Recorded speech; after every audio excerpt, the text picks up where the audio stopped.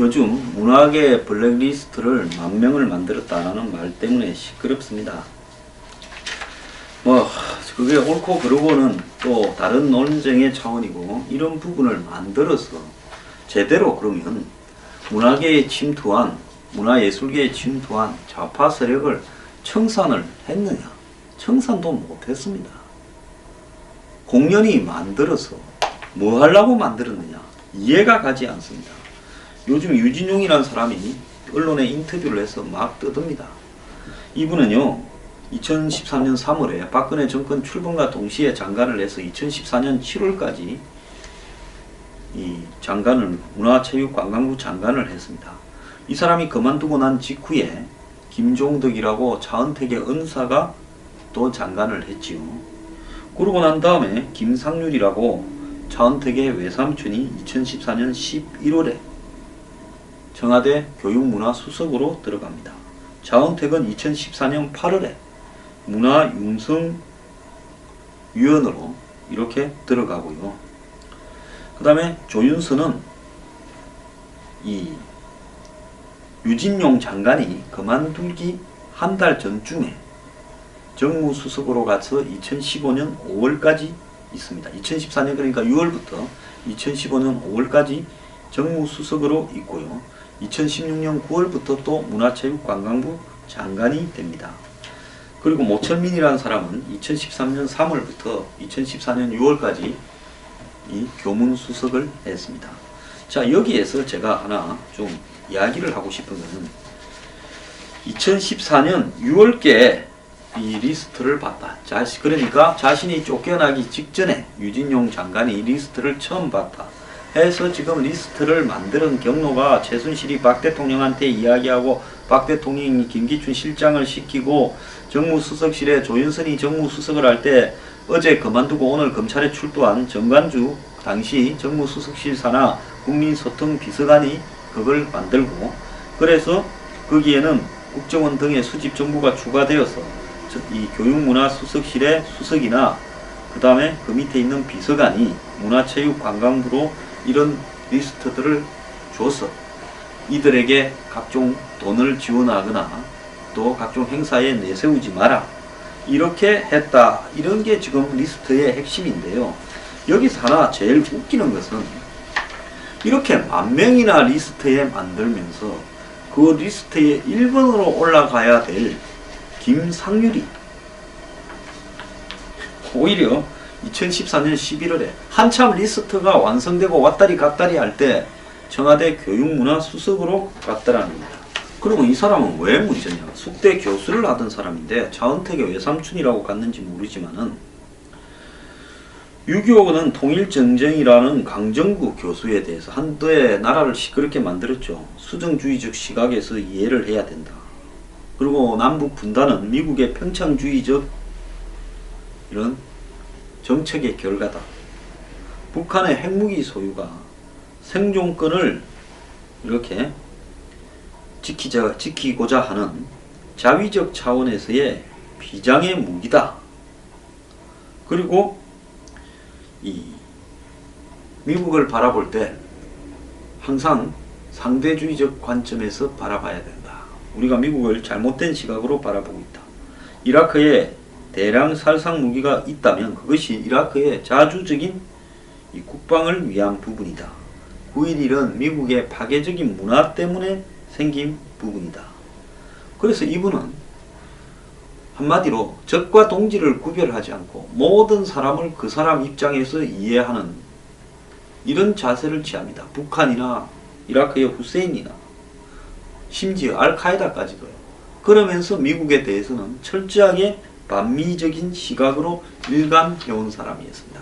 그래서 이 사람이 교무수석에 임명되었을 때 좌파의 트로이의 목마가 청와대에 들어갔다라고 우파 단체들이 시끄러웠습니다. 그런데 제가 여기서 참 의문을 제기하고 있는 것은요, 그렇게 블랙리스트까지 만들어서 이념적인 입장에서 한마디로 문화계에 침투한 좌파 세력을 박멸해야 되겠다고 블랙리스트를 만들었으면 그걸 전쟁을 총지휘할 교육문화수석부터가 제대로 그런 투쟁에 동참할 사람을 넣었어야 될 건데 그렇지 않다라는 겁니다. 그래서 제가 지금 이 블랙리스트를 왜 만들었는가에 대해서 그 동기조차도 저는 순수하게 보지 않는다는 겁니다. 그렇지 않습니까? 한편으로 빨갱이 박멸하자면서 한편으로 그런 생각을 가진 사람을 청와대에 헤드로 넣는 게 이해가 가십니까? 안 가잖아요. 자, 여기에서 저는 가장 중요한 부분이 뭐라고 생각하는가 하면, 결국은 최순실이 스포츠 체육계와 또 문화계를 장악하려고 했고, 그래서 자기 딸 승마 비리를 기점으로 해서 체육계 비리 단속을 대통령이 세월호 침몰 그 다음에 국무회의에서도 바로 그 말을 하게끔 만들었습니다. 여러 번을 했죠. 체육계 비리 건절. 한번 찾아보십시오. 그 다음에 문화계는 최순실이 차은택을 앞세워서 대통령한테 문화융성이라는 타이틀을 갖다가 심어주면서 그걸 갖고 돈을 쫙 받아들이는 재단을 만들어서 퇴임 이후를 좀 도모하고 싶은데, 그렇게 하려니까 어떤 사람들이 제일 걸렸겠어요? 좌파에, 저거가 진보 진영이라고 부르는 그룹에 한마디로 문화와 관련된 끈끈한 네트워크가 너무나 셌을 겁니다. 근데 이걸 청소하지 않고 이 문화계를 차은택을 앞세워서 좌지우지하고 또 재단을 만들어서 거기에서 돈을 뽑아먹기는 쉽지가 않았을 거다. 왜? 전부 이렇게 익숙하기 때문에요. 어디에서 돈이 나오고 누가 뭘 어떻게 하고 뭐 훤히 꿰뚫고 있지 않습니까? 차은택이 2014년 8월부터 공식 직책을 맡기 시작했습니다만은, 제가 볼 때 이미 2014년 초부터 차은택은 최순실과 더불어서 여러 가지 그림을 짜고 있었을 겁니다. 그래서 CJ도 장악하고 CJ를 문화사업에 끌어들여서 문화 창조 융합 벨트를 만들게 하고 그걸 차은택이 관장하고 여러 가지 계획을 짰을 건데요. 그 맥락에서 라이벌이거나 경쟁자거나 또 자신들에 대해서 찌를 수 있는, 또 불어버릴 수 있는 이런 사람들을 제거하기 위한 어떤 작업에 착수한 거 아니었나, 저는 그렇게 봅니다. 그래서 체육계는 체육계 비리 건절을 한다고 해서 다들 길을 죽여 놓은 다음에 K스포츠, 문화계는 이 블랙리스트를 만든 다음에 그 다음에 미르재단, 이렇게 각이 좀 짜여 있지 않았나. 그런데 정말 웃기는 코미디 같은 일은 문화계의 좌파를 척결하자면서 블랙리스트를 10,000명이나 만들어 놓고도 정작 블랙리스트 1번에 올라가야 될 사람을 차은택이 추천을 받아서 교문 수석으로 꼽았습니다. 이게 말이 되는 이야기겠습니까? 유진용이가 세월호 다음날 자니 윤을 이렇게 문화부 산하 관광공사 감사로 꼽아라고 연락이 왔다, 청와대에서. 그때 그 전날 5월 19일 날 대통령이 관피아 척결을 이야기를 하면서 앞으로 공무원들을 이렇게 끼리끼리 돌아가면서 해먹는 부분을 건절하겠다, 이 공무원 마피아를 척결하겠다, 그러면서 전문성과 개방성을 이야기했는데, 그것이 개방성이라는 측면에서 볼 때는 잔이윤이었는가, 전문성은 없지만 그렇게 해석도 되고 있습니다. 자, 박 대통령 왜 이렇게 말과 행동을 다르게 하셨는지 저는 참 안타깝습니다. 정말로 문학의 블랙리스트를 통해서 청소라도 제대로 했으면 어느 부분은 인정이라도 하겠습니다. 저는 예술하는 사람들이 돈을 이렇게 지원을 받고 정부의 지원을 받는 부분을 이참에 다 끊어버려야 된다고 생각합니다. 문화예술 배고프게 하십시오. 그리고 그걸 정부 지원해요. 좌파 정권이 잡을 때는 거기에 수만 명이 뜯어먹고 살고, 또 우파 정권이 잡으면 또 반대가 또 뜯어먹고 살고, 이것이 올바른 문화예술과 무슨 관계가 있겠습니까? 저는요, 문화예술 분야에 정부가 지원하는 부분에 대해서 이런 식으로가 아니라 완전히 지원 방식을 2년간은 관계없도록 바꿔버려야 된다라고 생각을 하거나, 안 그러면 아예 돈을 다 끊어버릴 것을 주장합니다. 자, 지금 특검이요, 급속도로 압수수색을 하고 있습니다. 어제 김상률 수석 집을 압수수색하고 오늘 소환을 했습니다. 그리고 차운병원, 서울대병원, 김영재 산부인과 등도 압수수색을 했습니다. 결국 비선 진료와 세월호 7시간 부분에 대해서도 대통령이 뭘 했는가 하는 부분을 알아내려고 그러는 거 아닌가 보이고요. 김기춘 전 비서실장 집도 압수수색했습니다만은 별로 놓은 거는 없는 것 같습니다. 자, 김상률이 오늘 소환되면서 결국은 문학의 블랙리스트와 관련된 조사가 진행이 될 것 같은데요. 이 김상률 소환에서 중요한 부분은 김기춘, 우병우를 이렇게 겨냥한 부분도 있지만 결국 대통령이 이 개인의 어떤 인권을 이런 블랙리스트를 통해서 억압을 했다. 이런 부분을 어떤 앞으로 탄핵의 소재로서 이렇게 하려고 하는 게 아닌가 이렇게 생각이 들고요.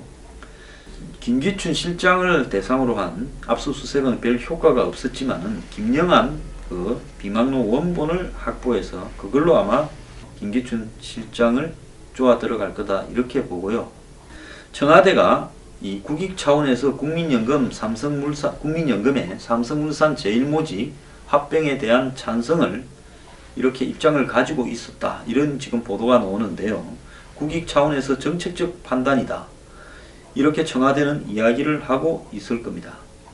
자, 특검이 지금 가장 중심이 두는 것이 청와대와 그리고 삼성, 국민연금, 복지부 이런 어떤 관계의 맥락을 지금 뇌물죄를 놓고 급격하게 빨리 조사를 하고 있는데요.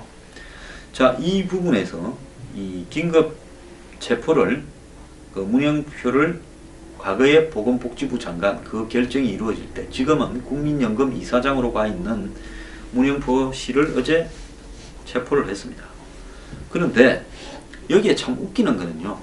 지가 보건복지부 장관을 할 때 국민연금이 삼성의 제일모직과 물산 간의 통합을 지원해 주도록 국민연금에 이렇게 행사를 한 것 같고 영향력을 청와대 지시를 받았을 가능성이 높죠. 그랬으면서 또 지가 나중에 국민연금의 그 보건복지부 산하기관 이사장으로 간다라는 게 참 두꺼운 사람이라고 저는 보고 있습니다. 그래서 지금 국민연금에 대해서 여러 이 실무자들을 포함한 사람들을 갖다가 수사를 했고요. 홍완선 씨도 그 당시 기금운용본부장에 대해서도 지금 이틀 연속으로 수사를 하고 있습니다. 결국은 이 사람들이 불지 않으면 자기가 직권 남용을 했거나 배임으로 국민연금이 삼성물산과 제일모직 합병에 찬성해서 수천억 손해를 끼쳤다. 홍완선은 그 배임 혐의가 적용이 되고요. 여기에 문형표는 직권 남용 혐의가 적용될 가능성이 많습니다.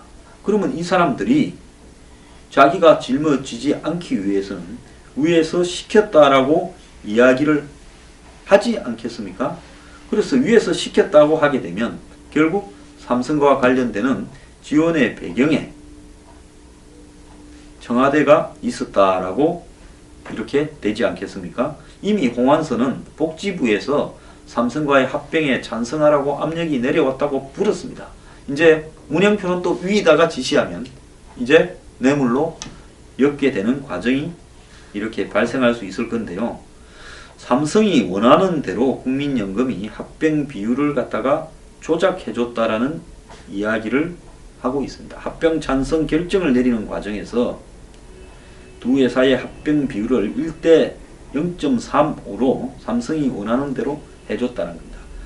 이재용 부회장은 정해져 있는 거라고 이야기를 했는데요. 이제 어떻게 해명을 할지 궁금합니다. 자, 그 사이에 조혁 대의도 출국 금지되고요. 김영재 차움부터 서울대학 병원까지 지금 압수수색이 들어갔습니다. 박근혜 대통령이나 최순실 주변에 있던 의사들이 전부 지금 다 붙들려 가서 조사를 받게 될 것 같은데요. 그 결과는 결국은 7시간 동안 뭐 했느냐, 그리고 비선 진료와 보안 손님으로 청와대를 떠나던 의사들의 국정농단 실체도 이렇게 보여줄 것 같다는 겁니다. 자, 정유라가 인터폴의 적색 수배가 됐는데 한국에 올 것이냐? 저는 안 온다고 봅니다. 지금 독일 남단의 프랑스 가까운 쪽에 카를스루헤라는 도시에 수행원 한 10명을 거느리고 스위트룸에 머물렀다는 이야기가 있는데요. 정유라는 한국에 오게 되면 사실상 지금 지은 죄로 보면 50억 이상의 뇌물 그리고 2대 업무방해 이런 부분으로 구속이 돼야 됩니다. 혹 언론들은 한국에 오면 애도 이 문제도 있고 지금 정유라에게 정확하게 주어진 혐의가 업무방해밖에 없으니까 뭐 구속은 안 될 거다라고 이야기하는데 엄마가 구속돼 있으니까 다른 구속 안 시킨다. 그런 게 어디 있습니까? 가족끼리 구속된 사례가 한두 건입니까? 그건 말이 안 된다고 보고요. 오면 바로 구속이 될 겁니다. 그런데 독일에서 과연 한국에 넘기겠습니까? 자기 나라의 범죄를 먼저 저질렀으니까 그것부터 조사하고 그 다음에 처벌을 해놓고 나중에 한국에 넘기고 자료를 넘길 가능성은 많다고 봅니다. 범죄 조직을 만들어서 거액을 돈 세탁을 했다. 지금 40억이 훨씬 넘는 돈이다. 그것이 독일이 현재까지의 혐의인데요. 독일의 경찰이, 사법경찰이 과연 검찰이 최순실, 정유라에 대해서 조사한 내용을 다 밝히고 있는 것인가? 저는 아니라 봅니다. 지금 뭐 수천억부터 10조까지 이야기가 나왔는데요. 독일은 지금 한국과의 관계에서 이 아우디와 폭스바겐에 대한 어떤 한국 정부의 조치 등에 대해서 그간 이빨을 좀 갈아왔을 겁니다. 그렇기 때문에 독일 정부는요, 이 사건에 대해서 한국 검찰이나 한국의 특검과는 관계없이 이미 사건을 확대시켜가고 있고 그 부분에 대해서 상당한 카드를 확보할 가능성이 많습니다. 그러면 정유라는 어떻게 할 것인가?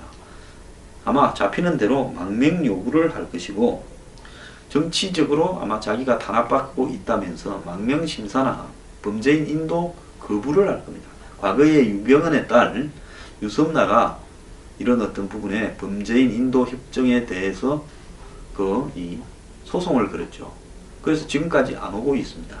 유섬나는 당시에 영주권자고 지금 정유라는 비영주권자라서 차이는 있지만요. 이 사건이 매우 복잡하기 때문에 정유라가 변호사를 사서 버티기 시작을 하면 아마 특검하는 기간 100일 동안에 한국에 올 가능성은 거의 없다라는 것이 제 생각입니다.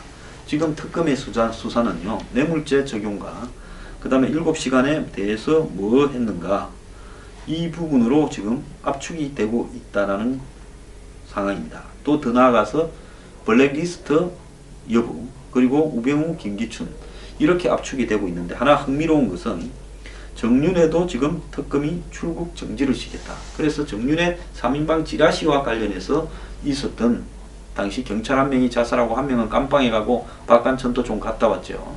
그 부분에 대해서도 특검이 권력 남용이나 직무유기 등으로 조사를 하고 있는 것 같습니다.